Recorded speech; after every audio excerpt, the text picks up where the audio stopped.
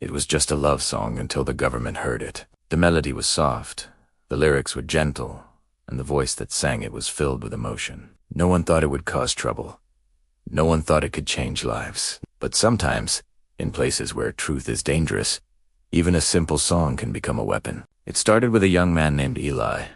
He lived in a small city where people were told what to say, what to think, and what to believe. Music was one of the few things that made life bearable. Every night, Eli played his guitar by the window, whispering songs into the dark. His latest one was different. He wrote it for someone he loved, a girl named Mara. She was a dreamer too, someone who believed in freedom and art in a place that punished both. The song spoke of love, but between the lines, it spoke of something else, hope. It said, even when they close our eyes, the heart will still remember how to see.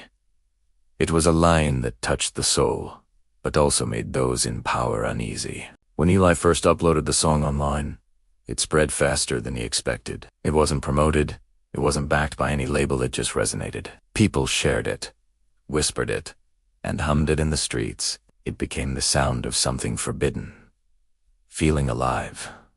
At first, the government ignored it. Just another romantic tune, they thought. But then the crowds began singing it during protests. The line about the heart remembering how to see became a chant, a symbol, a threat. The authorities grew nervous. They ordered radio stations to stop playing it. The video was removed from the internet. And then, one night, soldiers came for Eli. They said he was spreading rebellion through art. Song was a coded message meant to stir unrest. Eli tried to explain it was just a love song. He never meant to attack anyone. But in a world where truth is fragile, intention doesn't matter. They took him away. No one knew where. Mara tried to find him. She went from one police station to another, asking questions, showing photos, begging for answers. Every door closed in her face. Days turned into weeks, and then months. But something strange happened. The song didn't die. In fact, it grew.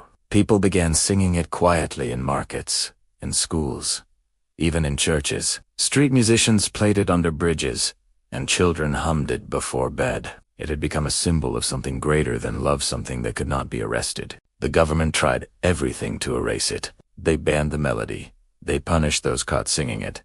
They even passed a law that made performing it illegal. But the more they tried to silence it, the louder it became. Someone painted the lyrics on a wall one night. Even when they close our eyes, the heart will still remember how to see. By morning, thousands had seen it, photographed it, shared it again. The government covered it with black paint, but by nightfall, the words reappeared somewhere else. The song had escaped control.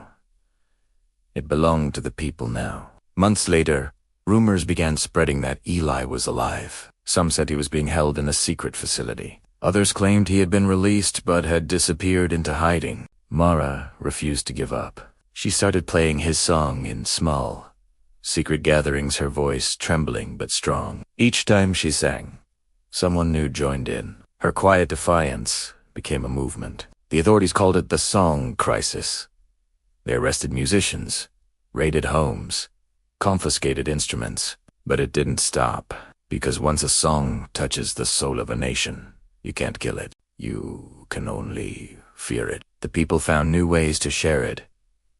They hummed it without words. They tapped its rhythm on tables. They played it with flutes, drums, and heartbeats. The melody became a code for resistance, a sound that said, "We're still here."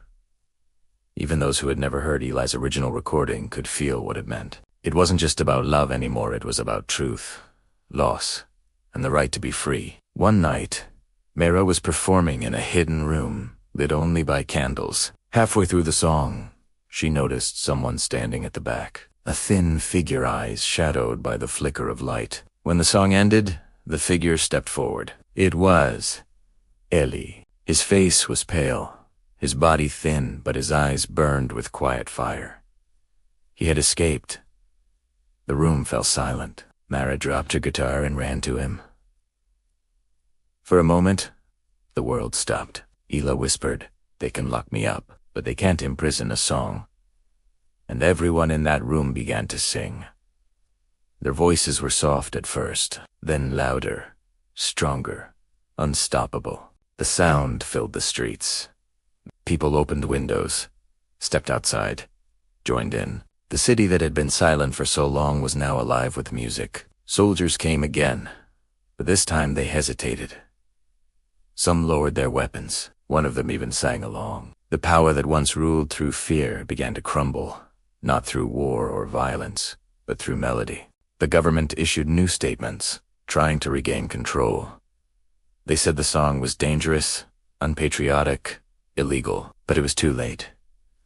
The world was watching. Foreign journalists told the story. Videos of crowds singing the band's song went viral. People from other countries began to play it in solidarity. What began as a love song between two hearts had become an anthem for millions. Years passed, and the regime that once feared music fell apart. A new generation rose, one that remembered the song not as a crime, but as a promise. Eli and Mara disappeared from the public eye. Some say they still live quietly by the sea. Others believe they were captured again. No one knows for sure, but every now and then, someone hears the song drifting through the windsoft, haunting, free. The melody still carries the same message. Love can be dangerous. Truth can be silenced. But a song once born can never die. And somewhere, in the quiet corners of the world, people still whisper it. Even when they close our eyes, the heart will still remember how to see.